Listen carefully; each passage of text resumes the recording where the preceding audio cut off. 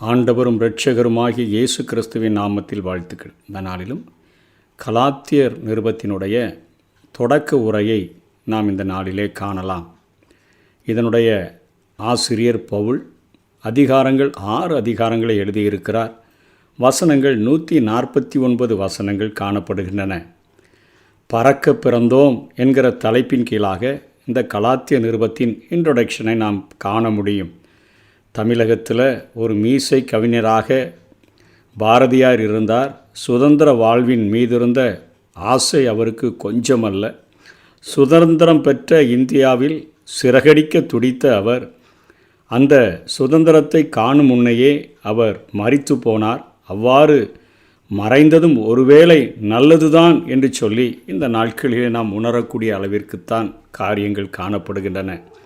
வெள்ளையர்களுடைய கரங்களிலிருந்து விடுதலை பெற்றால் வானமெல்லாம் சொந்தமாகும் என கனவு கண்டிருந்த அந்த பாரதியார் சுதந்திர இந்தியாவின் கொள்ளையர்களின் அராஜகத்தின் முன்பாக இதயம் விடுத்தே செத்து போயிருந்திருப்பார்.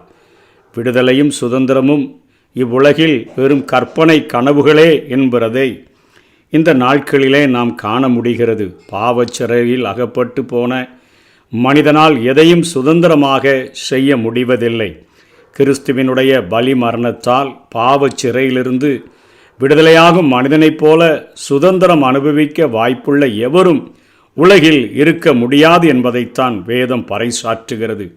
கலாத்திய நிருபம் மென்மையான தேவ கிருபையால் மனிதன் பெரும் வலிமைமிக்க விடுதலையை பற்றிய ஒரு விளக்க ஏடாக காணப்படுகிறது. நூல் சுருக்கமாக காணப்படுகிறது. ஆனால் மிகவும் ஆற்றலான செய்தியை இந்த கலாத்திய நிருபமானது உள்ளடக்கியதாக இருக்கிறது.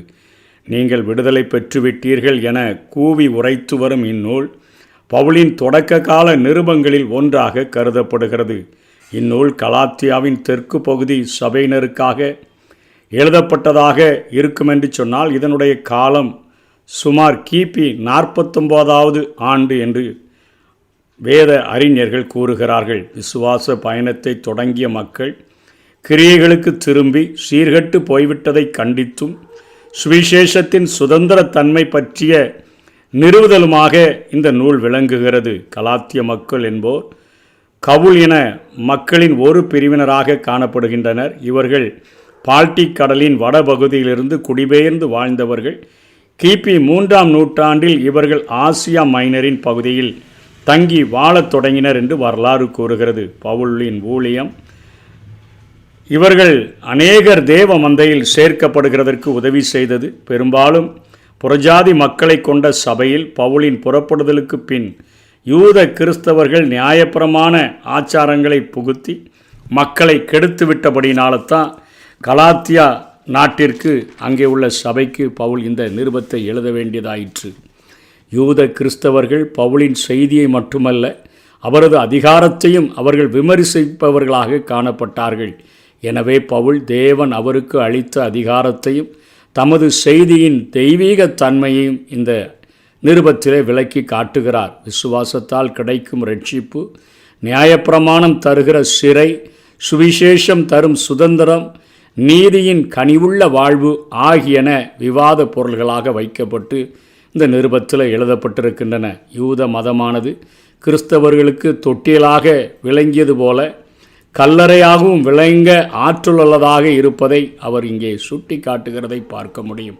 கிருபையால் வரும் விடுதலையை குறிப்பிடும் இந்நூலுக்கு ரோம நிருபத்துடன் மிக நெருங்கிய ஒற்றுமை இருப்பதை காண முடியும். இந்நூலை கிறிஸ்தவ சுதந்திரம் பற்றிய விளம்பர அறிக்கை, மார்ட்டின் லூதரின் விருப்ப நூல் என்றெல்லாம் அறிஞர்கள் குறிப்பிடுகின்றனர். இந்நூலை பவுல்தான் எழுதினார் என்பதற்கு ஆதாரம் 1வது அதிகாரம் 1வது வசனத்திலும் 5வது அதிகாரம் 2வது வசனங்களிலும் இவைகள் காணப்படுகின்றன. பெரும்பாலும் இந்த நிருபம் மட்டுமே பவுல் உதவியாளரை பயன்படுத்தாது தன்னுடைய சொந்த கைகளினால் எழுதிய நிருபம் என்று இது கூறப்படுகிறது. இது எழுதப்பட்ட காலம் பற்றி 2 கருத்துக்கள் பிரபலமாக காணப்படுகின்றன. வட கலாத்தியா கொள்கை என்று சொல்லி இக்கொள்கையின்படி இந்நிருபமானது வடக்கு பகுதி கலாத்திய சபைகளுக்கு எழுதப்பட்டது. இங்கு பவுலினுடைய 2வது மிஷனரி பயணத்தின் போதுதான் சபைகள் உருவாயின. இங்கு வாழ்ந்த சபைக்காக இவர் எழுதியிருந்தால் இந்நூலின் காலம் கிபி 53லிருந்து 57 ஆகும் என்று சொல்லுகிறார்கள். எழுதப்பட்ட இடம் எபேசு அல்லது மக்கதோனியா என்று சொல்லுகிறார்கள். தெற்கு கலாத்திய கொள்கை என்று சொல்லி இன்னொரு கொள்கை காணப்படுகிறது. இக்கொள்கையின்படி இந்நிருபம் தெற்கு பகுதி கலாத்திய சபைகளுக்கு எழுதப்பட்டது என்று சொன்னால், பவுலின் முதல் மிஷினரி பயணத்திலேயே இங்கே சபைகள் உருவாகிவிட்டது. இவர்களுக்காக இந்த நிருபம் எழுதப்பட்டதாயின் இது கிபி 48 49க்குள்ளாக சீரியாவின் அந்தியோகியாவிலிருந்து எழுதப்பட்டிருக்க வேண்டும் என்று இங்கே 2 விதமான கருத்துக்கள் நிலவக்கூடியதாக காணப்படுகின்றது. இந்நூல் 2 கொரிந்தியர் நூலுக்கு அடுத்தபடியாக பவுலினுடைய தன்னிலை விளக்கத்தை, தன்னை பற்றி பேசுகிற காரியத்தை அதிகமாக 2 கொரிந்தியருக்கு அடுத்தபடியாக குறிப்பிடப்பட்டிருப்பதை நாம் பார்க்க முடியும்.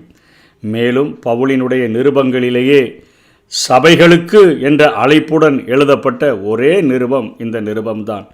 இந்நூலில் சுமார் 11 முறை சுதந்திரத்துடன் தொடர்புடைய சொல்லை, அதாவது சுயாதீனம் என்ற சொல்லை காண முடிகிறது. இந்நூலின் கிறிஸ்துவை நியாயப்பிரமாணம், பாவம் ஆகிய சிறையிலிருந்து விடுவிப்பவராக இந்த நூல் நமக்கு காண்பிக்கிறது. தூய சுவிசேஷம்தான் விடுதலையினுடைய ஒரு விளம்பரம் என்பதை இந்த நூலிலிருந்து நாம் புரிந்து கொள்ள முடியும்.